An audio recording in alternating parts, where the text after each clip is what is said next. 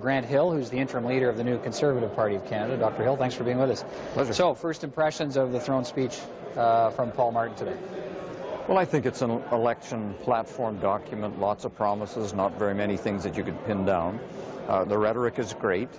What I actually did is went back to the Red Book and looked at two promises that meant a lot to me. I looked at the promise on health care, and I see very similar promise today. This one is hooked to waiting lines, and I don't see specifics there, and I'm very interested in that issue. So I looked for how we would fix the waiting lines. The second was this big promise about the ethics commissioner. The words are identical, and the old promise wasn't kept. The new one, this ethics commissioner will not deal with cabinet issues. The cabinet will still deal directly to the Prime Minister. So those two things, to my mind, are pretty empty promises. What is it, when you listen to that speech today, they seem to have tried to, and this has been communicated around the foyer here by the Prime Minister's people. The buzzwords they seem to be using are goals for a decade, down payments today. There were a couple of issues where they tied some dollar signs to it. I spoke with Ralph Goodale about that.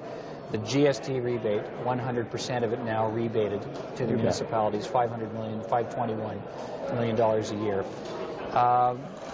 The municipalities are saying that's clearly good news.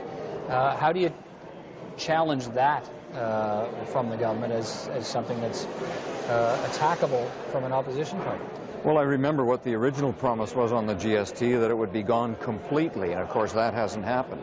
Now, whenever you make a promise and you say, here's $7 billion over 10 years, I say, where does it come from? Increased spending, increased taxes, and this is where we get into the big issue. We identified in Paul Martin's run-up to the leadership $34 billion in promises.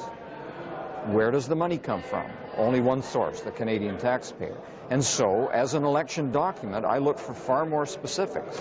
And is this attackable? The rhetoric it's fuzzy, it's like fluff. It's very difficult to attack that. But on specifics, that's where we will go after.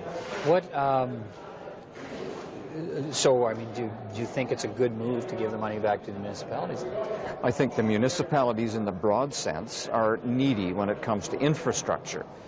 But I also remember the promise he made to the big cities. We will give you some excise gas tax, a portion. Well, when he was finance minister, he was opposed to that. As a leadership candidate, he was for that. And today, he's not sure he can deliver that.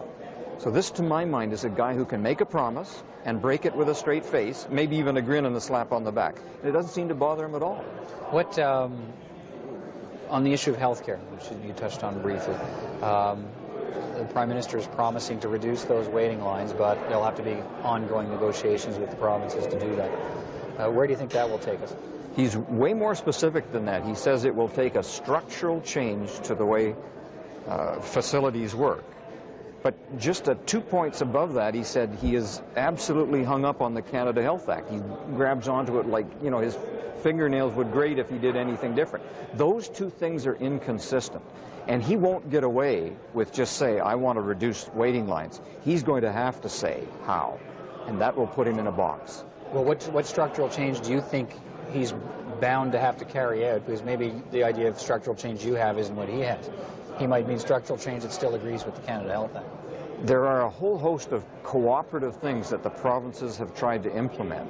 Some have taken some private resources and put them into the public system. And his comment to that sort of an approach, I'm not sure that will work. You need a cooperative approach with the provinces to fix waiting lines. And they're fixable, but not the way, hanging on to the old way that they've been doing things. What do you think he's going to have to do then? Well, I'm not going to be He's going to want to reduce the waiting lines. I'm not going to be more specific because that'll give him something to attack. But believe you me, if he's going to say, I want to fix the waiting lines, I as a physician came here for that one issue. That's why I came to Parliament. And you cannot just say you're going to do it. You have to say specifically how. Good luck to him. He's in a box on this one. All right, Dr. Grant Hill, thanks for stopping by to speak with us. Appreciate it. Pleasure. And just a